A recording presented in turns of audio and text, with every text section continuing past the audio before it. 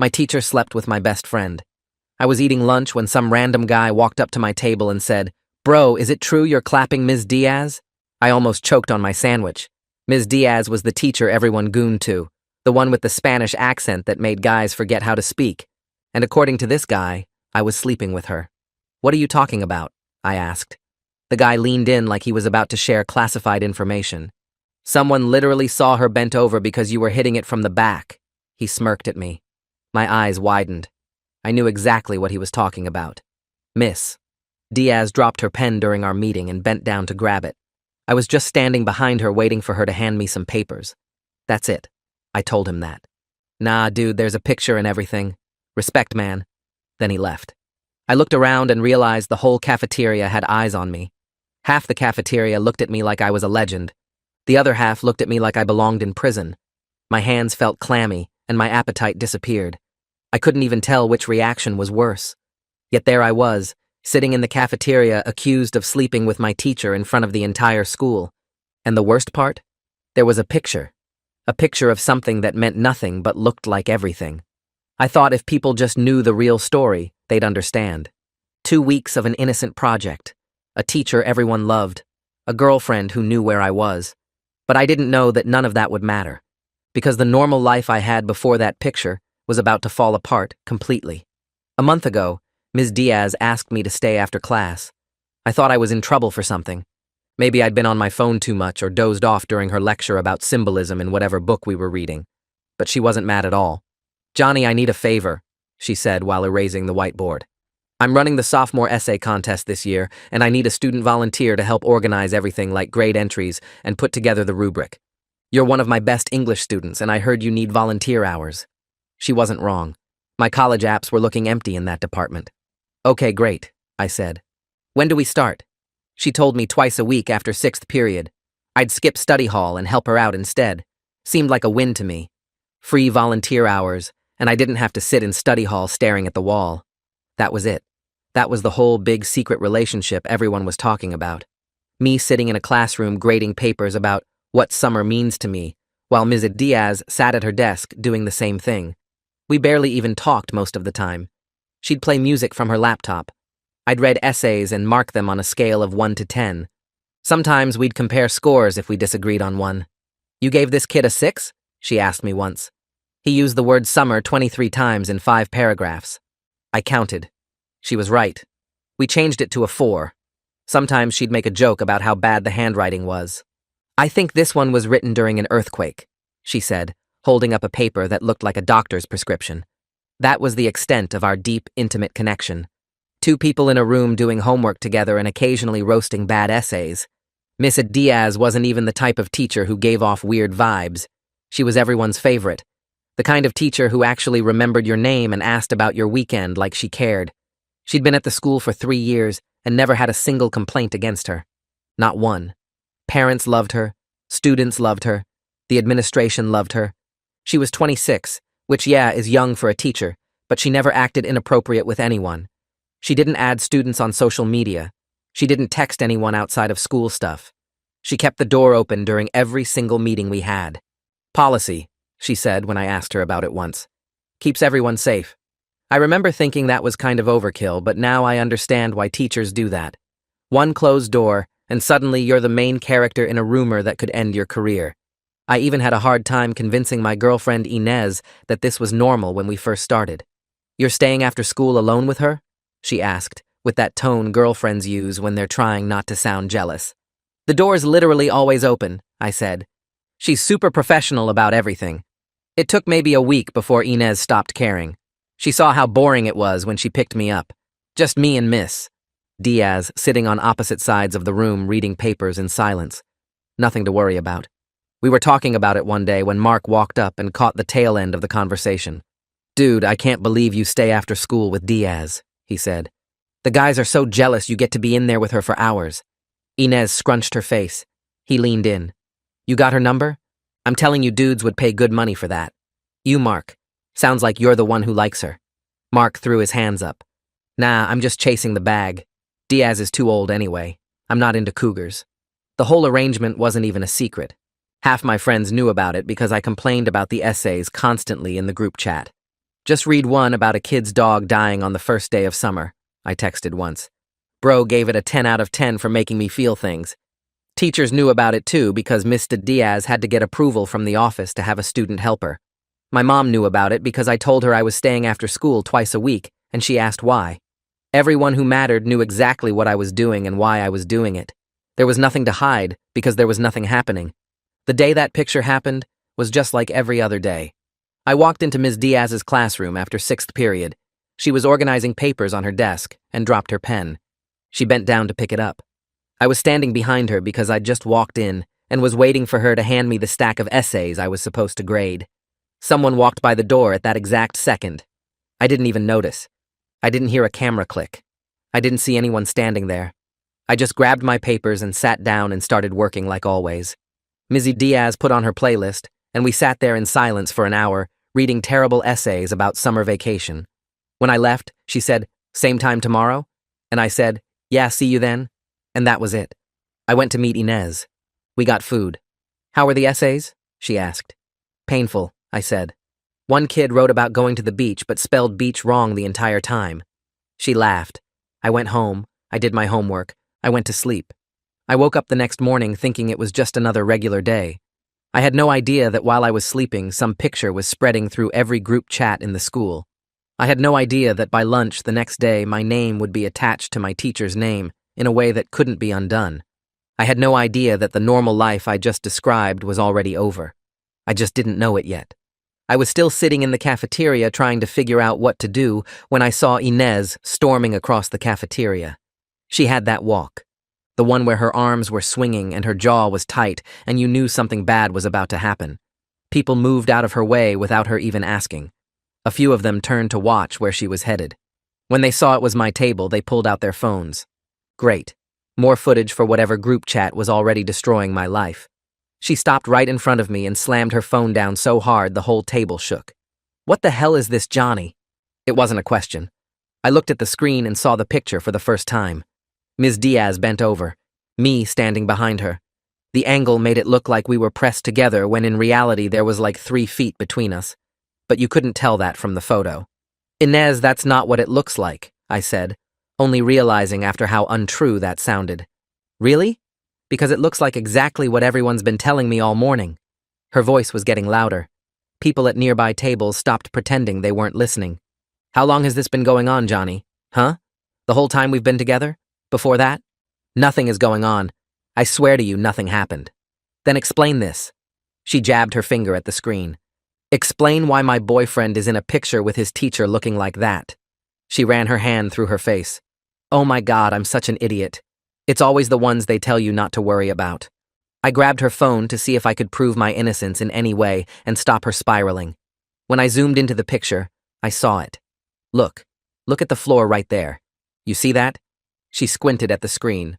Her jaw was still tight, but she was listening. That was something. "What am I looking at?"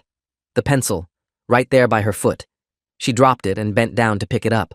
I was standing behind her because I literally just walked through the door 2 seconds before this was taken. The door is right there. I pointed to the edge of the frame where you could barely see the door frame. Someone took this from the hallway through the open door. They caught 2 seconds of something completely innocent and made it look like something else. Inez stared at the picture for a long time. I could see her brain working through it. See her wanting to believe me but fighting against everything everyone had been putting in her head all morning. I knew what that felt like now. Having something that made sense fighting against something that looked bad. Truth versus a really good lie. "The angle," she finally said. "Yeah, the angle is insane. But Johnny, this looks so bad. Like really, really bad. I know it looks bad. But I'm telling you, nothing happened. Nothing has ever happened. You've literally picked me up from those meetings before. You've seen how boring they are. You've watched me grade papers about To Kill a Mockingbird for 2 hours." She was quiet for another minute. Then she sat down next to me and put her head in her hands. The anger was draining out of her, but what replaced it was almost worse. She looked exhausted, defeated, like she'd been fighting all morning and didn't have anything left. "People have been texting me nonstop since first period," she said. "Sending me the picture, asking why I'm still with you, asking if I knew this whole time, calling me stupid for not seeing it. My own friends, Johnny. People I've known since middle school are telling me I'm an idiot for trusting you." My chest hurt hearing that. This wasn't just about me anymore. She was getting destroyed too, for something I didn't even do. I'm sorry, I said. This is insane. I swear to God I didn't do anything. I believe you, she said quietly. But we need to stop this. Like right now. Before it gets any worse than it already is. I nodded. Okay. How do we do that? I don't know. Maybe if we can find out who took the picture, we can make them tell the truth about what they actually saw. Or maybe Ms. Diaz can make a statement or something. Or maybe we can… She didn't get to finish. The intercom crackled, and the secretary's voice echoed through the cafeteria. Loud, clear, and impossible to miss. Johnny Novak to the principal's office. Johnny Novak to the principal's office, please. The whole cafeteria went dead silent for about half a second. One of those silences where you can hear crickets chirping, where everybody stops breathing at the same time. Then the noise exploded. Oh! You're so cooked. You're still a legend, bro. We will remember you, fallen soldier. I stood up, and my legs felt like they weren't attached to my body anymore, like I was watching myself from somewhere outside myself. Inez grabbed my hand and squeezed it hard. It's gonna be okay, she said. Just tell them the truth. Show them the pencil. Explain everything. Her face didn't look like she believed any of that would work, but she was trying. I started walking toward the exit, and that's when it got so much worse. Guys I barely knew started reaching out to dap me up as I passed, hands coming at me from every direction. Respect, bro. You're literally him. Don't snitch, King, no matter what they offer you. Legendary behavior, honestly. Every hand that touched mine made me feel sick. I wasn't a legend. I didn't accomplish anything. But they were looking at me like I'd done something worth celebrating, and the disconnect between their faces and reality made me want to scream. One guy reached for my shoulder, and I shoved his hand away harder than I meant to. Don't touch me, I said, and something in my voice made him step back. I kept walking, but I wasn't letting anyone else put their hands on me. The next guy who reached out, I just stared at until he lowered his arm. A few guys I actually knew well wouldn't even look at me. They just stared at their food or their phones, pretending they didn't see me walk by. I still didn't know which reaction was worse, being celebrated for something I didn't do, or being abandoned by people who knew me.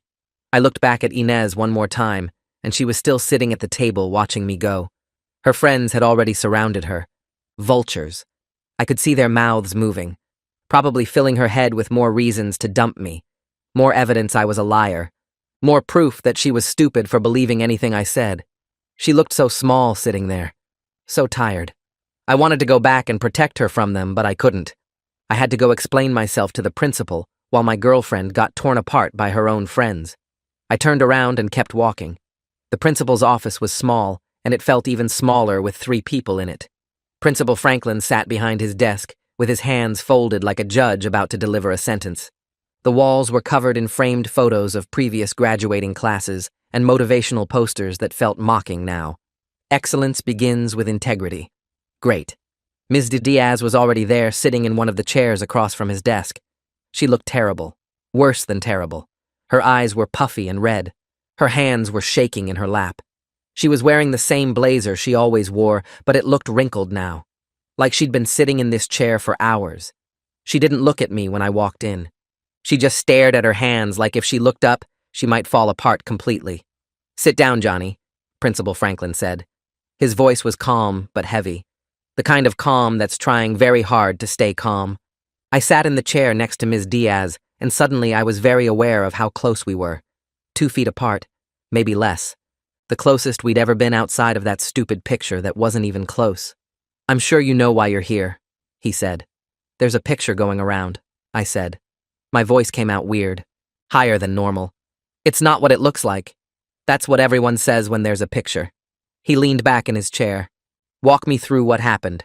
From the very beginning. Don't leave anything out. So I did. I told him about the essay contest, how Ms. Diaz asked me to help because I'd done well in her class last year, the volunteer hours I needed for college applications, how the door was always open during every single meeting, Inez picking me up after, my mom knowing exactly where I was every time, about everything, every boring detail, every nothing-happened moment. He listened without interrupting. His face didn't change at all, just watched me talk like he was recording everything in his brain for later analysis. When I finished, he turned to Ms. Diaz. Is this accurate? She nodded. Her voice came out cracked and thin when she spoke. I would never. She stopped and took a shaky breath. Tried again. I'm not sleeping with Johnny. I've been teaching for 3 years and I've never had a single complaint. Not one. I keep my door open during every meeting with every student. I requested him as a volunteer through all the proper channels, all the proper forms. Everything was documented. Everything was completely professional. Something about the way she said it stuck in my brain, but I couldn't figure out why. The emphasis on certain words, the way she said Johnny specifically, like she was being very careful about what exactly she was denying. But I didn't have time to think about it because Principal Franklin was already talking again. The picture, he said. Explain the picture. She dropped a pencil, I said. It rolled under her desk. She bent down to pick it up. I was standing behind her because I'd literally just walked through the door like 2 seconds before that picture was taken. That's it. That's the whole story. 2 seconds. Someone in the hallway saw 2 seconds of something completely innocent and decided to take a picture and make it look like something else. Who took the picture? I have no idea. I didn't even know anyone was there. The door was open, but I wasn't looking at the door. I was looking at my phone, waiting for her to get the pencil. He turned to Miss Diaz. Did you see anyone in the hallway? No. The door was open like always, but I didn't notice anyone.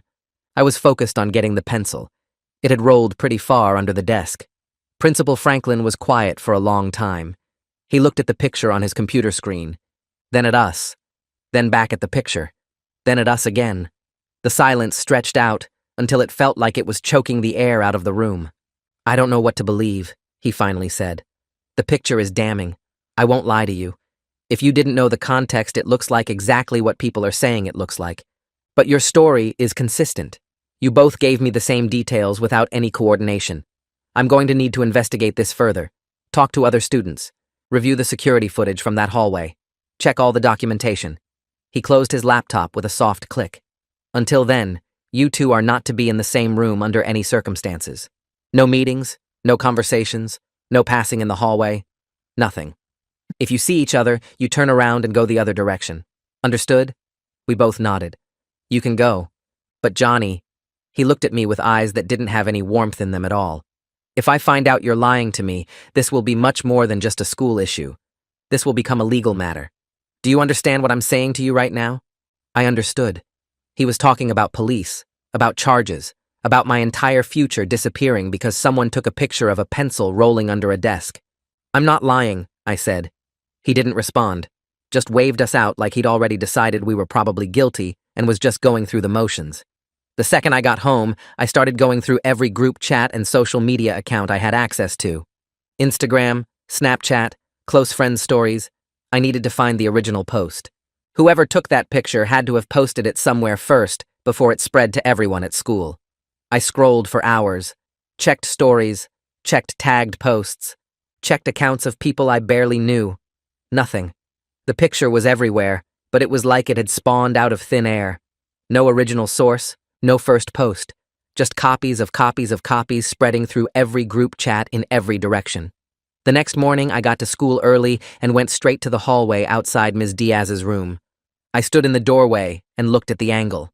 Tried to figure out exactly where someone would have to be standing to take that picture. The lockers across the hall, the water fountain, the corner by the bathroom. I pulled out my phone and held it up, trying to match the angle from the photo. What are you doing? I turned around and saw a freshman staring at me like I was insane. Nothing, I said, and walked away before anyone else saw me standing there like a creep outside the room I was supposedly hooking up in. The investigation took 2 weeks, 14 days, 336 hours. I know because I counted every single one of them. The rumor didn't die. That would have been too easy. Instead, it evolved, mutated, grew into something bigger and uglier with every passing day. By the end of the first week, there were like 15 different versions floating around in group chats and hallway conversations. Someone heard we'd been hooking up since sophomore year. Someone else heard she was pregnant, and I was the father. Another person swore on their life they saw us kissing in the parking lot after school. Guess that guy's dying.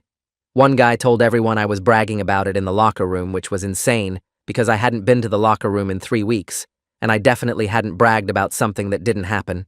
I found him after gym class. Cornered him when he was walking to his next period. You told people I was bragging about Ms. Diaz, I said. In the locker room. He tried to walk past me, but I stepped in front of him. I haven't been in the locker room in 3 weeks. I have a doctor's note excusing me from gym. So how exactly did you hear me bragging? His face went red. I don't know, man. Someone told me. Someone told you. And you just decided to spread it like it was fact. Look, I'm sorry, okay? I didn't think. No, you didn't think. That's the problem. I walked away before I did something stupid, but at least now he knew I wasn't going to let people just say whatever they wanted about me without pushback. None of it was true, but that didn't matter even a little bit. The lie was more interesting than the truth. The lie was more fun to spread. The lie made better content for group chats and gossip sessions. So the lie kept winning. Over and over and over again. Inez got it worse than me, and I didn't even think that was possible. Her friends wouldn't shut up about it. Every day was a new intervention, a new conversation where they tried to talk sense into her. She'd come to school every morning looking exhausted from fighting with people all night in group chats. Her eyes would have that hollow look from not sleeping. She'd barely eat because her stomach was too knotted up with anxiety. One day, I saw her friend Mia talking at her in the hallway, while Inez just stood there taking it. I walked straight up to them. You got something to say, you can say it to me, I said to Mia. She looked at me like I'd grown a second head. This is a private conversation. No, it's not. You're talking about me. So talk to me. Johnny, don't, Inez said. But I was already done watching her get destroyed for my sake. You want to call someone stupid? Call me stupid. You want to call someone a liar? Call me a liar. But stop taking it out on her because she won't dump me fast enough for you. Mia opened her mouth, closed it, then walked away without saying anything. Inez grabbed my arm and pulled me in the other direction. You didn't have to do that, she said. Yeah, I did. She stayed with me through all of it, but I could tell it was costing her everything she had. Every single day she had to defend a choice that shouldn't have needed defending. Every single day she had to fight her own friends just to stay with her own boyfriend. Every single day she lost a little more of the social life she'd spent years building. I told her once that she didn't have to stay. I would understand if she needed to walk away to protect herself. She looked at me like I'd punched her and said, I'm not leaving you alone in this. That made me feel 100 different things at once, and none of them were simple. I walked in the front door that night, and both my parents were sitting at the kitchen table. Not eating, not talking, just sitting there with my mom's phone face up between them. My dad looked up first, and his face had this expression I'd never seen on him before. My mom didn't look up at all. She just stared at the phone like she was still trying to process what was on it. Sit down, my dad said. I sat. Your mother saw something today in the neighborhood group. He pushed the phone toward me even though I already knew what was on it. Parents I'd known my whole life were discussing whether Ms. Diaz should be fired immediately or if they should wait for the investigation. Half of them were calling her a predator. Half of them were calling me a liar looking for attention. All of them were using my full name like it wasn't attached to a real person who could see what they were saying. Is it true? My mom asked. Her voice was barely above a whisper. Mom, please look at me. She didn't move. Mom, please. She finally lifted her head, and what I saw in her eyes made my chest cave in. Fear. Real fear. Mixed with something I'd never seen directed at me before. Doubt. My own mother wasn't sure if she believed me. It's not true, I said. I swear to God it's not true. Please believe me. Please. I'm begging you. I need you to believe me. Then explain it, my dad said. His voice was harder than my mom's, but I could hear the same fear underneath. Explain the picture. Explain why people are saying these things. Explain how your name got attached to this. I told them everything I'd been telling everyone else willing to listen. The essay contest. The volunteer hours. The door always open. Inez picking me up. The pencil on the floor. 2 seconds of nothing turned into something by someone with a camera and bad intentions. When I finished, they both just sat there. The silence went on so long I thought I might actually die from it. Say something, I said. Please. Say anything. Yell at me. Ground me. I don't care. Just don't sit there looking at me like I'm a stranger. We're scared, my mom finally said. This is serious, Johnny. More serious than you probably understand. I know it's serious, but I didn't do anything. The school is investigating. They're going to look at the security footage and see nothing happened. They're going to check all the documentation and see everything was done right. They'll see the truth. And if they don't? My dad asked. If the footage doesn't show what you need it to show? If the documentation has some gap someone can exploit? What then? Then I'll figure something out. I'm not just going to sit here and let my life get destroyed for something I didn't do. My dad rubbed his face with both hands. Who would do this? Who would take a picture like that and spread it around? I don't know. I've been trying to find out. The original post is gone. Nobody's taking credit. It's like it came out of nowhere. That doesn't make sense, my mom said. Usually when someone has something like this, they want people to know it was them. I know. That's what scares me. Someone planned this. Someone wanted this to happen. And I have no idea who or why. My mom reached across the table and grabbed my hand. Her fingers were cold. I believe you, she said quietly. But this is going to follow you. Even if the investigation clears you. Even if everybody knows the truth. People are going to remember this. Colleges will hear about this. This is going to be part of your life now. I know. Do you? Do you really understand what that means? I understand that I didn't do anything wrong and I'm going to spend the rest of high school being treated like I did. Yeah, I understand. My dad stood up and walked around the table. For a second, I thought he was going to yell at me or tell me I was grounded or something. Instead, he put his hand on my shoulder and squeezed. We'll figure it out, he said. As a family, whatever happens, we'll figure it out. I wanted to believe him. I really did. But the way my mom was still looking at that phone told me some things couldn't be figured out. Some things just left marks that never fully healed. Mark showed up that weekend carrying his controller and a family-size bag of chips, like nothing was different. Like my name wasn't being dragged through the mud by half the school, while the other half turned me into a meme. You trying to run some games or what? He asked when I opened the door. We sat in my room and played for hours. He didn't bring up the rumor once, didn't ask me if it was true, didn't make jokes about it, didn't try to get details or ask what she was like or any of that disgusting stuff other guys had been asking me all week. Just played the game and talked about random stuff like we always did. The new Call of Duty update. The chemistry test we both probably failed. This girl in his art class who he was pretty sure was into him but he couldn't tell for sure. Normal stuff. Boring stuff. The kind of stuff that felt like oxygen after 2 weeks of drowning. When I finally brought up the rumor myself, he just shrugged. Bro, I know you didn't do anything, he said. How do you know? Because you're not that smooth. I laughed for the first time in days, maybe weeks. It felt weird coming out of my chest, like my body had forgotten how to do it. Thanks, I think. I'm just saying. I've watched you fumble every girl you've ever talked to. You stuttered when you asked Inez out. You literally tripped walking up to her. No way you're pulling the hottest teacher in school. He was joking, but it actually made me feel better. It made me think that maybe not everyone in the world had lost their minds. I've been trying to figure out who took the picture, I said. Mark paused the game. Any luck? No. It's like it came out of nowhere. No original post, nobody taking credit. Just suddenly, everywhere. That's weird, right? Usually when someone gets dirt on somebody, they want everyone to know it was them. Exactly. So either it's someone who had a reason to stay anonymous, or someone got them to take it down. You think someone planned this? I didn't answer because I didn't want to sound paranoid. But yeah, I was starting to think someone planned this. We played until like 2 in the morning. He crashed on my floor like he used to do freshman year before everything got complicated. For a few hours laying there in the dark, listening to him snore, I almost forgot my life was falling apart. Almost felt like a normal kid again. Almost. The investigation wrapped up 2 weeks and 3 days after that picture first appeared on someone's phone. When Principal Franklin called me back into his office, I thought I was going to pass out before I even got there. My legs felt like jelly. My hands were shaking so bad I had to shove them in my pockets so nobody would see. Mr. Diaz wasn't there this time. It was just me and him. He was sitting behind his desk with a folder in front of him and an expression I couldn't read. We've completed our investigation, he said.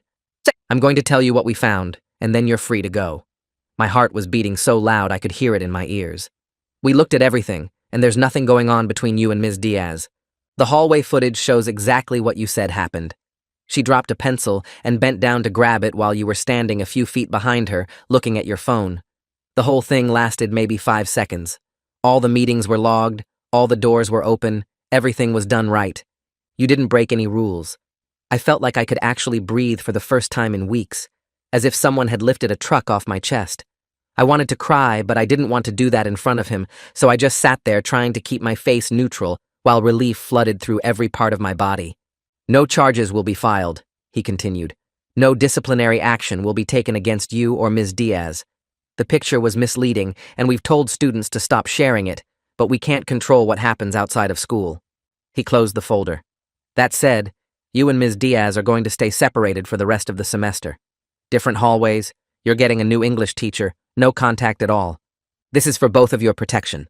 Understood? I nodded, because I didn't care about the restrictions or any of that. I just cared that it was over, and someone had finally looked at the facts and seen the truth. I wasn't going to jail or getting expelled or having my entire future destroyed over a pencil on the floor. You can go, he said. And Johnny? I stopped at the door and looked back at him. I hope you understand how serious this was. How close you came to something that couldn't be undone. Be more careful about appearances going forward, about how things look. Because the next time something like this happens, there might not be security footage to save you. I understand, I said. And I did. I really did. But here's the thing about being cleared by an investigation. The people who need to see the results don't care about the results. The people spreading rumors aren't checking in with the principal's office for updates. The lie had been running for almost 3 weeks, and nobody was going to send out a mass text saying, actually, we were wrong the whole time, sorry about that. I started correcting people. Every time someone made a joke or a comment, I shut it down. Investigation cleared me. Security footage proved nothing happened. Move on. Some people listened. Most didn't. But at least they knew I wasn't going to just take it anymore. Inez and I were okay, but things felt different in ways I didn't know how to fix. The trust was there. She believed me. She never stopped believing me. But the rumor had planted something in her brain that wasn't fully gone. She'd flinch sometimes when I mentioned staying after school for anything. She'd text me obsessively when we were apart. She'd ask where I was and who I was with in a voice that tried to sound casual but wasn't. I couldn't blame her. She'd spent 3 weeks defending me to everyone she knew, while half of them showed her new versions of the rumor every single day. That does something to a person. That leaves marks even when the truth comes out. 4 days after the investigation ended, I felt like I was getting myself back. I was actually starting to feel almost okay again. In those 4 days, I didn't hear any new rumors. I was sitting in my room doing homework, and for the first time in forever, my brain wasn't running through worst-case scenarios. Then my phone rang with a random area code I didn't recognize. I picked up out of sheer curiosity. Hello? It was silent, but not too silent. I could hear someone breathing on the line. Who is this? More silence. Then a voice that was distorted and low. Someone was clearly trying to disguise how they sounded. She wasn't sleeping with you. The line went dead. I sat there staring at my phone, trying to process what I just heard. 5 words, so much emphasis on the word you. She wasn't sleeping with you. Not, she wasn't sleeping with anyone. Not, nothing happened. She wasn't sleeping with you. Which meant she was sleeping with someone, just not me. Which meant the rumors were right about Ms. Diaz, just wrong about who. My hands started shaking again. Worse than they did in the cafeteria when the whole school was staring. Worse than they did in the principal's office when I thought my life was over. Because this was different. This wasn't random gossip. This wasn't someone making stuff up for attention. This was someone who knew something. They had information and wanted me to know that while everyone was investigating me, the real story was somewhere else entirely. I called back immediately. It rang once, then went straight to voicemail. I tried again but got blocked. Whoever called me from that unknown number wanted to deliver that message and disappear. They wanted to plant that bomb in my brain and walk away. I grabbed a notebook and started writing down everything I knew. She wasn't sleeping with you. My brain started racing through everything I thought I knew about this situation. If Ms. Diaz was actually sleeping with someone, it wasn't me. But someone wanted me to take the fall for it. Someone took that picture knowing what it would look like. Someone started those rumors knowing I'd be the one investigated. Someone used me as a smokescreen. And whoever called me just confirmed it. I had no idea who to trust anymore. All I knew was that 5 words rewrote everything. She wasn't sleeping with you. Not, nothing happened. Not, the rumors were wrong. Just not with me. Which meant someone else was. Someone who let me take the fall. The investigation cleared me. My girlfriend stayed. The only person who never doubted me was Mark. He showed up when everyone vanished. Stayed until 2 a.m. when I couldn't sleep. Told me I wasn't smooth enough to pull something like that. But that phone call wouldn't stop echoing. So I started looking for answers. What I found wasn't about some stranger. It was about the one person I trusted most. The next morning, I walked into school with completely different eyes. Every face looked suspicious. Every conversation that stopped when I walked by felt like evidence. I wasn't the same kid who'd been blindly defending himself for 3 weeks. Now I was hunting. First period was useless. I couldn't focus on anything the teacher was saying, just sat there running through names in my head. Who had access to Ms. Diaz after school? Who would benefit from me taking the fall? Who had been acting weird during the investigation?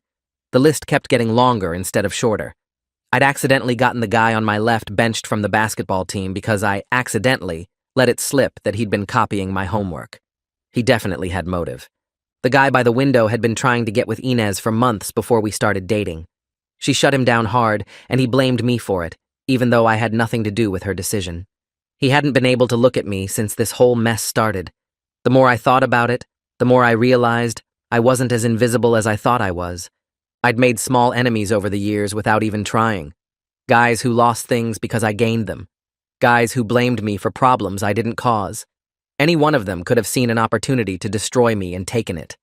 I was so deep in my head that I almost missed the bell for second period. I shoved my phone in my pocket and headed toward the bathroom because I needed to splash some water on my face and get my brain to calm down. The hallway was packed with students changing classes, and I weaved through them on autopilot. I pushed open the bathroom door, and that's when I saw Mark. He was standing at the sink with his back to me. His shirt was untucked on one side, which was weird, and he was running water over his hands and scrubbing at something on his neck. He didn't hear me come in over the sound of the faucet, but I could hear him muttering, "Why won't it come off?" "Yo," I said. Mark jumped so hard he almost hit his head on the mirror. He spun around and his face went through about 6 different expressions in 2 seconds. Surprise, panic, something that looked almost like guilt. Then he forced a smile that didn't reach his eyes. "Dude, you scared me," he said.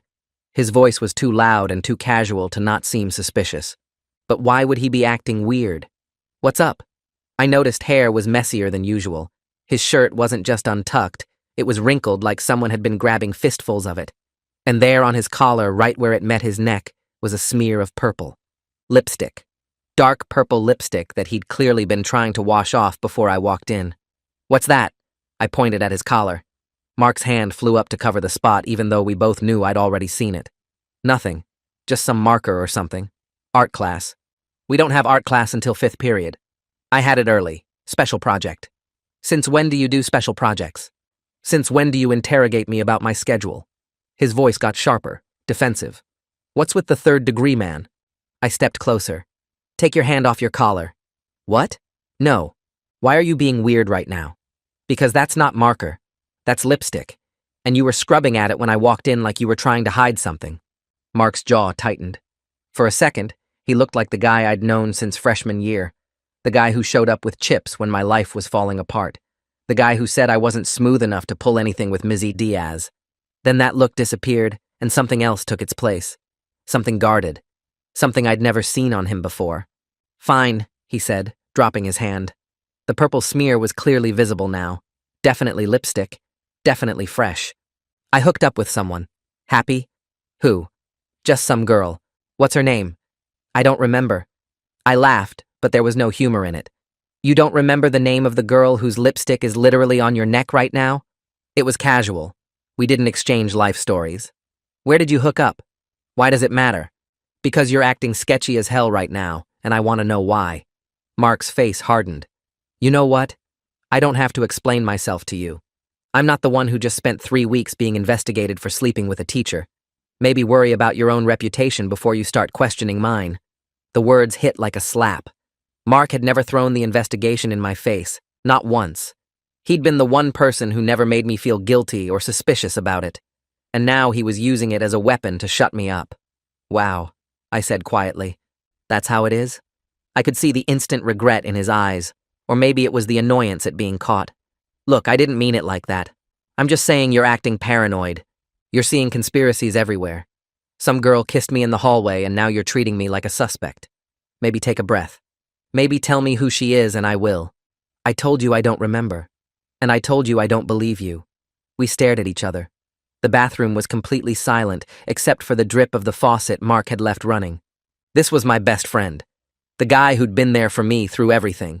And right now, he was looking at me like I was a stranger he wanted to get away from. "I gotta get to class," Mark said finally. He pushed past me toward the door. See you at lunch or whatever. He was gone before I could say anything else. I stood there staring at the empty doorway, trying to process what just happened. Mark had been weird before, distracted sometimes, secretive about girls he was talking to, but he'd never flat out refused to tell me something. He'd never looked at me like I was a threat, and he'd definitely never thrown my investigation in my face to win an argument. Something was wrong. Something was very wrong. I just couldn't figure out what. The rest of the morning crawled by. I kept replaying the bathroom conversation in my head. The purple lipstick, the panic on his face, the way he'd gotten defensive so fast. None of it made sense. Mark was the type to brag about the girls he slept with. He never shuts up about them. So who was he protecting? And why? After lunch, I had a free period. Normally, I'd go to the library or find somewhere quiet to do homework. But I couldn't focus on anything. I just kept seeing that purple smear on Mark's collar. Kept hearing him say, "I don't remember," like I was supposed to believe that. I wandered the halls without any real destination, just trying to make my brain stop spinning. That's when I saw her. Ms. Diaz was sitting alone on a bench, staring at nothing with her phone hanging limp in her hand. She looked terrible. Worse than she'd looked in the principal's office. Her hair was pulled back in a messy bun instead of the neat style she usually wore. Her blazer was missing entirely. She was wearing a simple blouse that looked wrinkled like she'd slept in it, and her face was pale with dark circles under her eyes that makeup couldn't hide. She looked like someone who was going through something. Something bad. Something she couldn't tell anyone about. I knew I wasn't supposed to talk to her. Principal Franklin had been very clear about that. Different hallways. No contact. Turn around and go the other direction. But this wasn't about the investigation anymore. This was about a person who looked like they were falling apart, and nobody else seemed to notice or care. I couldn't just walk away from that. I approached slowly, so I wouldn't startle her. "Ms. Diaz?" She jumped anyway. Her head snapped up, and when she saw me, her entire body went rigid. Her face went white. Actually white, like all the blood had drained out of it at once. She squeezed her hand so hard I could see her knuckles straining. "Johnny." Her voice came out strange, high and thin. "You can't be here. We're not supposed to talk." "I know," I said. "I'm sorry. I just wanted to check on you. You look like you're going through something, and I felt bad about everything that happened, and I wanted to make sure you were okay." "I'm fine." The words came out too fast. Rehearsed. "I'm completely fine. You need to go. Right now, before someone sees us." She tried to walk past me, but I stepped to the side to block her path. Not aggressively, just enough to make her stop. "Mr. Diaz, wait. I know something else is going on. I got a phone call last night. Someone told me that the rumors weren't completely wrong. They were just wrong about who." Her face did something complicated. Fear and confusion, and something else I couldn't read. "I don't know what you're talking about. Someone called me from a blocked number. They said you were sleeping with someone, just not me." "That's insane. I'm not sleeping with anyone. The investigation cleared both of us. This is over, Johnny. Let it be over." But it wasn't over. I could see it in her eyes. The way she wouldn't quite look at me. The way her hands were shaking slightly. She was hiding something huge. And that's when I noticed her lips. She was wearing lipstick. Dark purple lipstick that stood out against her pale face. The exact same shade of purple that had been smeared on Mark's collar hours ago. My brain stopped working. It just completely shut down. I stared at her lips and tried to convince myself I was wrong. That purple was a common color. That lots of women wore that shade. That this was just a coincidence, and I was being paranoid like Mark said. But I wasn't wrong. I knew I wasn't wrong. The purple on Mark's collar. The purple on her lips. The way he'd panicked when I caught him. The way she was panicking right now. No. No, no, no, no, no. "Johnny?" Ms. Diaz's voice sounded far away. "Johnny, what's wrong? You look like you've seen a ghost." I couldn't speak or move or do anything except stand there with my brain screaming at me to reject what I was seeing. This wasn't possible. This couldn't be real. Mark was my best friend. He'd been there for me through the entire investigation. He'd played video games with me until 2 in the morning. He'd told me I wasn't smooth enough to pull something like this. And the whole time he was the one pulling it? The whole time he was letting me take the fall for something he was actually doing? "I have to go," I heard myself say. The words came out flat and strange. "You're right. I shouldn't be talking to you. Sorry for bothering you." I turned and walked away before she could respond. My legs moved on autopilot, carrying me down the hallway and around the corner and through the doors to the courtyard. I found a bench and sat down hard and put my head in my hands and tried to breathe. It couldn't be true. It couldn't be. Mark was the only person who'd believed me from the beginning. He'd been my rock, my support system, the one friend who never doubted me for a second. But that was exactly what made it perfect, wasn't it? If everyone was looking at me, then nobody was looking at him. I was the distraction, the red herring, the idiot who stood behind Ms. Diaz at exactly the wrong moment and gave everyone someone to blame. I pulled out my phone and texted Inez, "I need to talk to you. Now. It's important." She responded in less than a minute. "Where are you?" "Courtyard, by the fountain." She was there in 5 minutes. She took one look at my face and sat down next to me without asking what was wrong. Just waited for me to be ready to tell her. "I think I know who's sleeping with Ms. Diaz," I said. My voice sounded like it belonged to someone else. "And you're not going to believe me. Try me." I told her everything. Inez was quiet for a long time after I finished.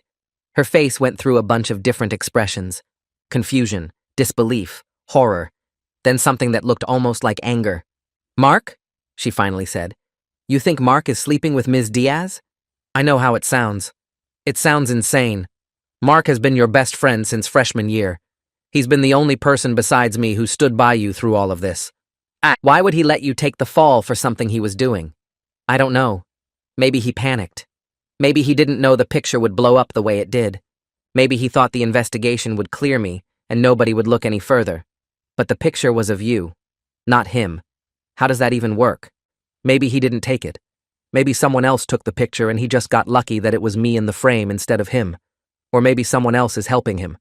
I don't know, Inez. I don't know how any of this works.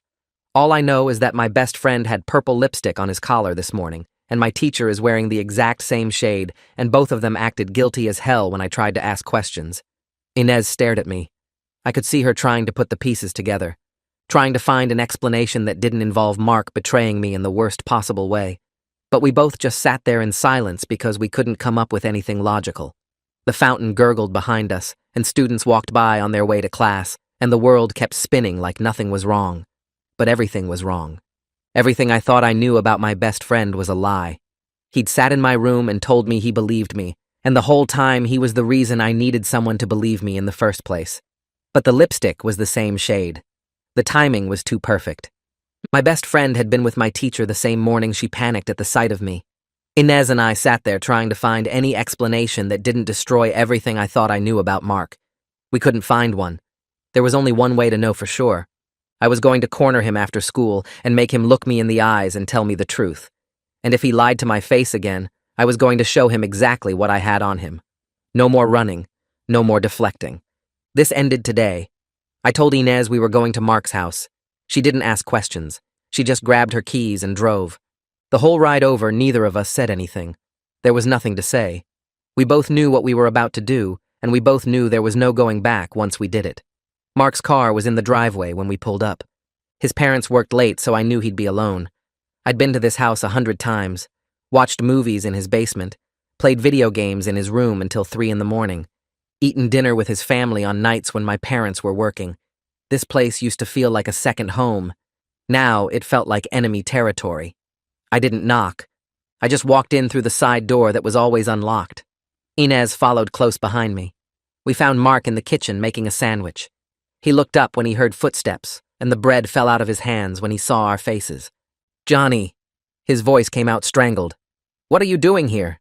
"We need to talk." "There's nothing to talk about." He chuckled nervously. He looked at Inez, then back at me, then at the door behind us. I could see him calculating whether he could get past us. He wanted to run because he needed an escape from what was coming. There wasn't. "Living room," I said. "Now." Mark clenched his jaw, but he walked past us into the living room. He sat on the edge of the couch with his hands pressed between his knees. Inez and I stood in front of him, blocking any easy exit. "So, what's this about?" Mark asked. He was still trying to sound casual, but his voice cracked on the last word. "You know what it's about." "I really don't, man. You've been acting weird all day. First the bathroom thing, and now you're barging into my house. What's going on with you?" "The purple lipstick. That's what's going on with me." Mark knew exactly what I was talking about. His face showed it to me, but he tried to hide it. "I already told you. Some girl kissed me. I don't know her name. Why are you still hung up on that? Because I saw Mizzy Diaz today. I watched his face carefully as I said it. Watched the color drain out of his cheeks and his hands shake in between his knees. She was sitting alone looking like her whole world was falling apart. And she was wearing lipstick. Dark purple lipstick. The exact same shade that was on your collar this morning. That's a coincidence. Purple is a common color. You're lying. My voice was getting louder. You've been lying to my face for months. I know it's you. I know you're the one sleeping with her. Johnny, that's crazy. You're being paranoid. Am I? Then why'd you freak out in the bathroom? Why couldn't you remember her name? Why'd you throw the investigation in my face just to shut me up? Because you were interrogating me like a cop. Because you were acting guilty. I wasn't acting guilty, I was stressed. You were scared because I was getting close to the truth. Mark shot up from the couch.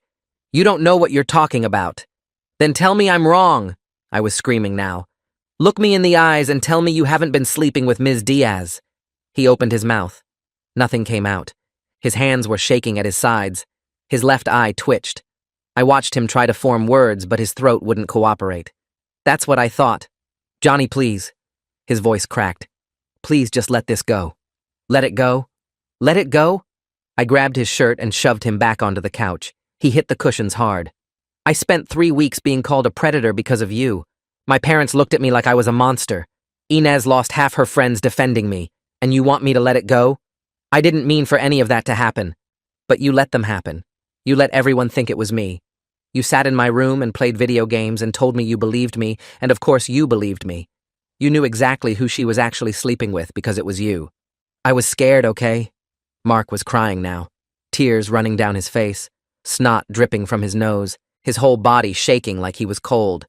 I was so scared, Johnny. Every day I thought they were going to figure it out. Every day I thought someone was going to connect the dots. So you let them connect them to me instead. You were going to get cleared. I knew you would. You had alibis and proof and Inez backing you up. There was nothing to find because you didn't do anything. That doesn't make it okay. I know it doesn't. He was sobbing. His face was red and blotchy. But I love her, Johnny. I actually love her. And I couldn't let them destroy her. She's our teacher, Mark. She's 26 years old. I don't care how old she is. What we have is real. Oh my God, you actually believe that. You actually think this is some love story. It is a love story. You don't understand what it's like when someone actually sees you, when someone makes you feel like you matter. I made you feel like you mattered, I screamed. I was your best friend for 3 years, and you threw me under the bus for some teacher who's going to prison when this comes out. She's not going to prison because no one is going to find out. Wrong. I grabbed his shirt again. You're going to tell them. Tomorrow morning. You're going to the principal, and you're telling them the truth. Mark shook his head. No. No way. I'm not doing that. You don't have a choice. I'm not destroying her life just because you want revenge. This isn't revenge. This is you fixing what you broke. Nothing's broken. You got cleared. Your name is clean. My name is not clean. People still whisper about me. Colleges are going to hear about this. My parents still look at me weird. Nothing is clean, Mark. You just told yourself it was so you could sleep at night. It's just that part of me hoped that if they were focused on you, they wouldn't look anywhere else. Part of me thought that if you took all the attention, then me and her could just wait it out, and everything would go back to normal. And what about after? Inez stepped forward. What about when the investigation cleared Johnny? What was your plan then? Mark wiped his face with the back of his hand. That's the thing. If rumors about her ever surfaced again, everyone would just dismiss it. People would say, oh, that's the teacher from the Johnny thing. They already investigated her and found nothing. Nobody would believe it the second time because they already didn't find anything the first time. The words hit me like a truck. He'd used me. Not just as a distraction during the investigation, but as future protection. My suffering was supposed to be his shield for however long he wanted to keep sleeping with her. You used me, I said. My voice came out flat. Dead. You used my nightmare as a cover story. Johnny, please. You have to understand. I didn't plan any of this. The picture wasn't my idea. Some random kid took it looking for drama. It had nothing to do with me. When I saw it, I was terrified because I thought someone had actually found out about us. But then everyone focused on you, and I realized we might actually survive this. Who took the picture? Inez asked. If it wasn't you, then who? I don't know. Some freshman with a camera phone and nothing better to do. It wasn't a setup. It wasn't planned. It was just bad luck that Johnny happened to be standing there at the wrong moment. Bad luck for me. Good luck for you. I know. I know how that sounds. But I swear to you, I never wanted you to get hurt. I just wanted to protect what we have. I stared at him for a long moment. Then I said the words I'd been building toward since we walked through his door. You're going to fix this. The next morning, I got to school at 7:15. Inez was already waiting in the parking lot.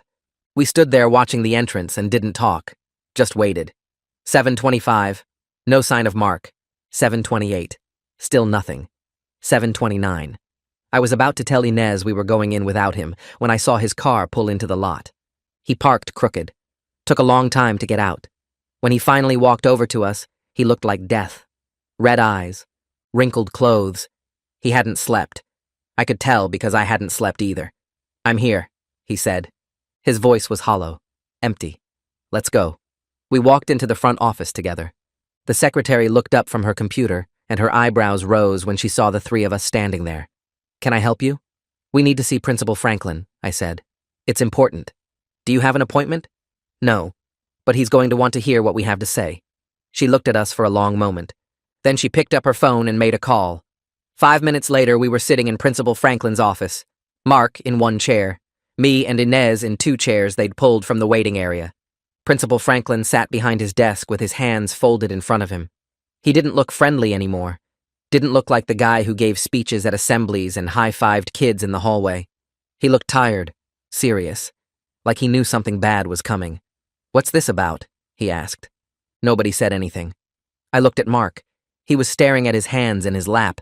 His fingers were shaking. Mark, I said. Tell him.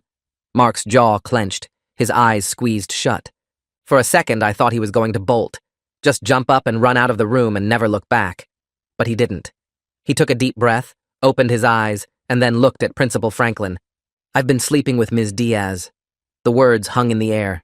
Principal Franklin's face didn't change. He just sat there staring at Mark with those tired, serious eyes. For how long? 4 months. Since the beginning of the school year. She was tutoring me in English, and things just happened. Things just happened, Principal Franklin repeated. His voice was flat. A teacher and a student. Things just happened. I know how it sounds, but it wasn't like that. She didn't force me into anything. We both wanted it. Mr. O'Connor, do you understand what you're telling me? Yes, sir. Do you understand that what you're describing is a crime? Mark flinched. It doesn't feel like a crime. It feels like love. Principal Franklin closed his eyes for a moment. When he opened them again, there was something different in his expression. Something hard and cold.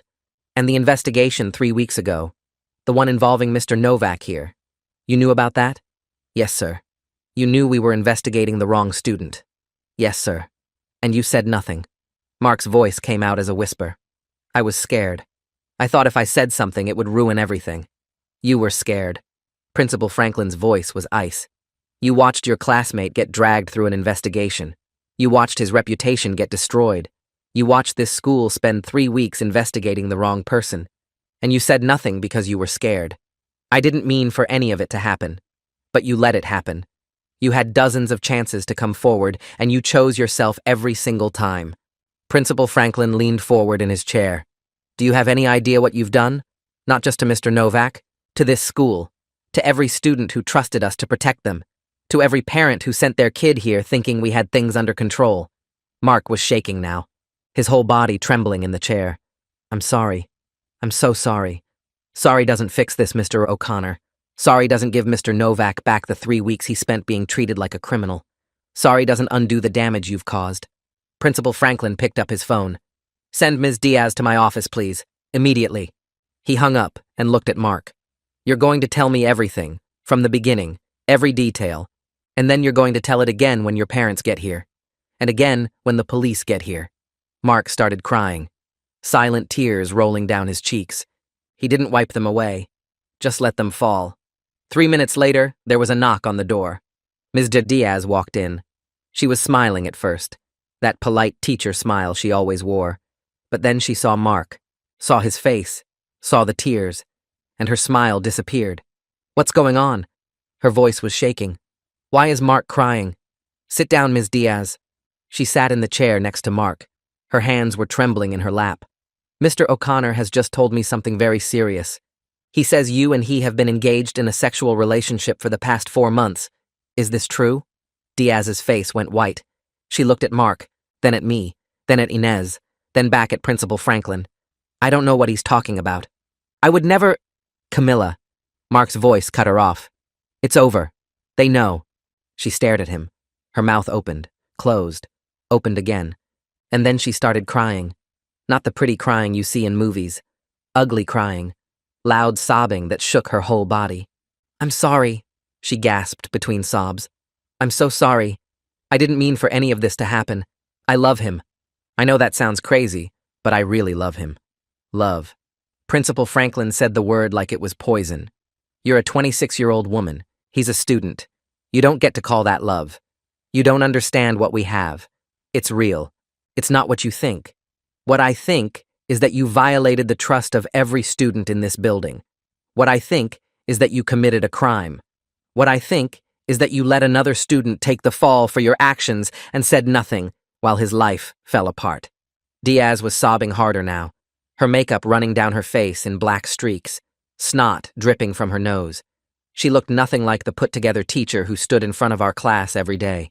Please, please don't do this. I'll resign. I'll leave quietly. Just don't call the police. Please. I'm begging you. You should have thought about that before you started sleeping with a student. Principal Franklin's voice didn't waver. I didn't know that was going to happen. The picture wasn't planned. I never wanted anyone else to get hurt. But someone did get hurt. And you knew. And you said nothing. Principal Franklin stood up from his desk. This isn't a negotiation, Ms. Diaz. This isn't a conversation about what you want. You broke the law. You violated your position. You damaged this school and these students. Now you're going to face the consequences. Diaz turned to Mark, grabbed his hand. Tell them it was mutual. Tell them I didn't force you. Tell them you wanted this too. Mark pulled his hand away. His face was twisted up with guilt. I already told them everything. Everything? What do you mean everything? I told them how it started, how long it's been going on, all of it. Diaz's face crumpled. Whatever hope she'd been holding on to disappeared. She slumped back in her chair like all the bones had left her body. You promised me. You promised you'd never tell anyone. I didn't have a choice. We always have a choice, Mark. And you chose to destroy me. Principal Franklin's face was stone. Ms. Diaz, I'm going to ask you to wait in the conference room while I make some phone calls. Do not leave the building. Do not contact anyone. Do you understand? She nodded, because she couldn't speak. She nodded and let the secretary lead her out of the room. Before she left, she turned back to look at Mark one more time. Her eyes were red and swollen. Mascara smeared across her cheeks. She looked broken. Completely and totally broken. I loved you, she whispered. I really loved you. Then she was gone. Mark put his head in his hands and started sobbing. The ugly kind of sobbing that comes from somewhere deep, his whole body shaking with it. Principal Franklin didn't comfort him, didn't say anything, just picked up his phone and started making calls. The rest of the morning was a blur. Mark's parents came in screaming. His mom called him every name I'd ever heard, and some I hadn't. His dad just stood there with his fists clenched, looking like he wanted to hit something. How could you be so stupid? His mom kept screaming. How could you throw your whole life away for some teacher? Do you have any idea what you've done to this family? Mark just sat there and took it. Didn't defend himself. Didn't try to explain. Just let the words hit him like punches. We're going to be the laughingstock of this whole town. Everyone's going to know. Everyone's going to be talking about the O'Connor kid who slept with his teacher. Is that what you wanted? Is that the legacy you wanted for this family? His dad finally spoke. His voice was quiet, but somehow scarier than his mom's screaming. You're done. Baseball. College applications. All of it. Done. You're going to military school. First one that'll take you. Mark's head snapped up. Dad, no. Please. I made a mistake, but military school. You don't get to negotiate. You lost that right when you decided to sleep with your teacher and let your friend take the blame for it. His dad grabbed his arm and yanked him up from the chair. We're leaving. Now. They dragged him out of the office. I could hear his mom still screaming at him all the way down the hallway. The other students in the front office were staring. Some had their phones out, recording everything. Diaz was fired before lunch. I saw her walking out of the building with a box of her stuff. Head down. Didn't look at anyone. 2 security guards followed her to make sure she actually left. I watched from the window of my second period class. She stopped at her car and just stood there for a minute, staring at nothing. Then she started crying again, put the box on the ground and covered her face with her hands and just stood there in the parking lot sobbing. A cop car pulled into the parking lot while she was still standing there. 2 officers got out and walked over to her. I couldn't hear what they were saying, but I saw her nod. Then they put handcuffs on her wrists and put her in the back of the car and drove away. Someone behind me whispered, "Holy crap," and I realized half the class was watching through the window with me. Mrs. Powers tried to get everyone back to their seats, but nobody was listening. We all just stood there watching the cop car disappear around the corner. Mark got suspended. Not just suspended. Expelled pending a formal review. His locker was cleaned out by noon. His name was removed from the baseball roster. Everything that said Mark O'Connor had ever been a student at this school was erased like he never existed. There was talk of counseling, talk of switching schools, talk of legal stuff I didn't understand. His parents took him home around noon, and I never saw him come back. I heard later that they pulled him out of school completely and enrolled him in some online program so he could finish his credits from home. His dad was serious about military school. It hurt thinking about Mark and all those years we spent together. All the memories, video games until 3 in the morning, inside jokes nobody else understood, gone, all of it. I never even found out who took the picture of me and Ms. Diaz, or who made the call that led to this, but all of that seemed so small now. 3 weeks of lies had erased 3 years of friendship.